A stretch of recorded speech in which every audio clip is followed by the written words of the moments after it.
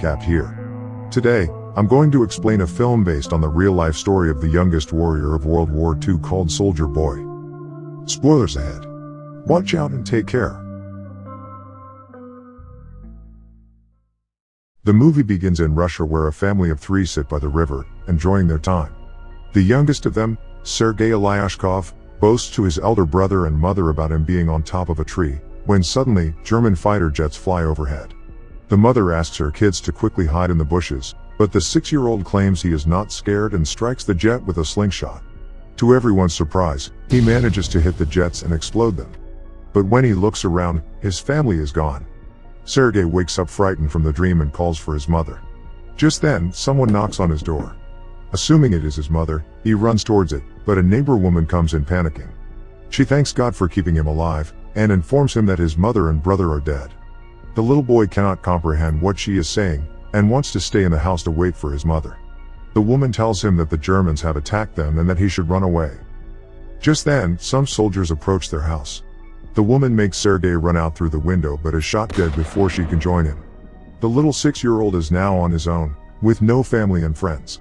As Sergei runs away from the house, he sees his whole neighborhood burning behind him. He calls for his mother in vain, and runs away from there. After running for a while, he ends up in the middle of the woods. The little kid starts to call for his mother to come and get him, because he is lost. At night, he stays in the jungle. The following morning, we see him drink water from a river, when the enemy soldiers approach his way.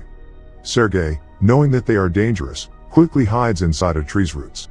He is startled when a snake comes nearby, but doesn't utter a word or run away. Sergei is more scared of the soldiers than of the snake.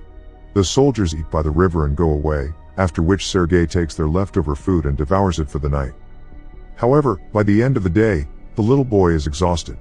He hasn't had a proper meal in 2 days and has been walking with no destination. He falls down as he limps but doesn't stop walking. While on his way, he sees wild berries and devours them, but just then, an explosion occurs behind him, taking him by surprise. The boy gets dizzy and starts to hallucinate someone coming behind him. However, even in such conditions, he stands brave and tells the person he has a rifle and is not scared. He limps forward but falls unconscious after a while. While he is asleep, 2 soldiers approach him. The scene cuts to the Russian army base where Commander Kuznetsov waits for his patrol soldiers. They come in with the little kid who is injured and weak. When the soldiers claim they are on his side, the little boy opens up and introduces himself. The soldiers laugh when the kid shakes his hand with the commander, suggesting he introduce himself too. The soldiers feel affectionate with the little kid, and circle him around. They make him drink water and feed him. Even the otherwise cold commander takes care of the kid. A nurse named Katya dresses Sergei's wounds, and is charmed by his personality too. The kid asks her to draw a tank on his wounds, because he wants to be a soldier when he grows up. Even the injured soldiers talk to the kid, and feel lighter. Sergei is fascinated with the commander's gun and his badge. The commander too answers all the little boy's questions, and lets him play with his honorary pistol after taking the bullets out. Sergei shows him the tank drawn on his stomach, and boasts about being a soldier himself. The boy is healing very quickly. The nurse Katya asks the commander to let the boy stay with the battalion, but he disagrees, claiming that it won't be safe. He wants to send Sergei to an orphanage. The soldiers spend all their free time with Sergei. He is visited by many throughout the day. They bring him food sent by their families from afar, and even let him play with their binoculars. One day, a soldier goes to the commander to ask him to let the boy stay with the battalion. The soldiers have grown a close connection with the kid, and think of him as their own. His presence takes the weight of war off their chest. However, the commander is adamant about sending the boy to the orphanage, for his own safety. The following day, the enemies attack, and many soldiers are hurt. A vehicle comes to fetch Sergei to take him to the orphanage. The commander breaks the news to the kid, and gives him a wooden honorary pistol as a gift.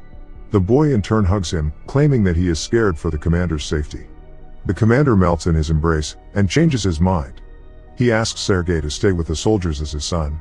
That night, the soldiers look for little soldier clothes for the little boy. They are over the moon to have Sergei stay with them. The commander wakes Sergei up and gives him the clothes. He wears them and runs around, looking like a real soldier. The others start calling him their little soldier boy. As the kid runs around, the Germans launch an air attack on the battalion. The soldiers quickly take Sergei to a safe place and fight the others. The number of injured soldiers grows rapidly. Sergei wants to make himself useful, so he brings water to thirsty soldiers. One of them asks him to read a letter sent by his family because he has a bandage over his eyes. The little boy wants to help, but doesn't know how to read. He takes the letter and starts making up the things written on it, claiming that the soldier's cow is safe back home. When the soldier says he doesn't have a cow, the others tell him to go along with the story and laugh. He reads everyone else's letters in the same fashion and cheers them up. In the following scene, we see Katya and the commander talking. The two seem to be attracted to each other, but do not confess their feelings. Later, Sergei tells the commander that he is of the orderly position in the battalion and starts introducing himself as one. However, the boy then sees one of the soldiers stationed destroyed from the attack. The commander teaches him to take his hat off to pay respect to the dead soldier. The next day, he insists the commander give him a mission and is given a task to distribute the letters among the soldiers.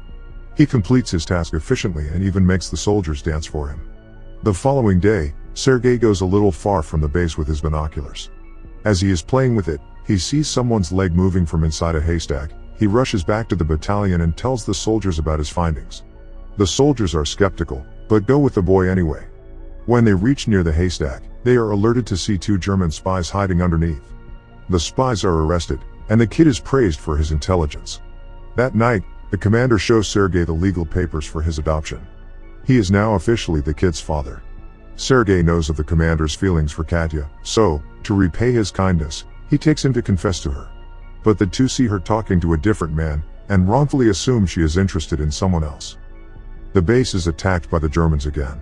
This time, Sergei helps the soldiers with all his might, by supplying ammunition to the soldiers in the front line, but the soldiers there command him to go back to the shed because it is too dangerous outside.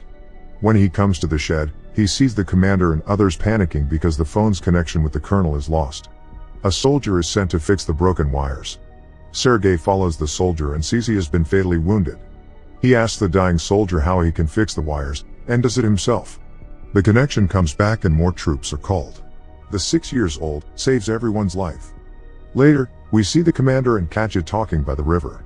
The commander finally confesses his love for her and asks her to be Sergei's mother. Katya is over the moon, but before she can say anything, a soldier approaches them and gives the commander a letter, saying they have been dispatched from the base. The following day, all the soldiers leave for their new base along with Sergei. However, on their way, they come across a minefield that blows off some of their vehicles. The commander is hurt while the group's orderly, who Sergei was close with, dies in the explosion. He cries and hugs the commander. They carry the injured ones with them and continue their journey to their new base. When they finally reach the other base, they meet the commander's leader, the general. He too is impressed by the kid's ambition, and congratulates the commander for having such a smart kid. The following day, their division is awarded a guards banner, and so is the boy. He promises to save his country when the general gives him his badge. One night, their base is attacked brutally, and the commander is trapped under the ruins. Sergei cries for his father and tries to save him. He calls the other soldiers, who finally bring the commander out. The next day, Sergei approaches an injured commander. His hands were hurt while trying to save the commander. The kid is now an inseparable part of the team. He doesn't have a family beside them and moves wherever they go in the war. The movie ends as the regiment is seen moving to another base. A voice in the background narrates that he even took part in the Stalingrad battle and reached Poland with the soldiers. He is currently known as the world's youngest soldier ever, and the legendary story of his bravery is now spread for the whole world to hear. Subscribe for more videos like this, turn on notifications, and leave a like to help the channel out.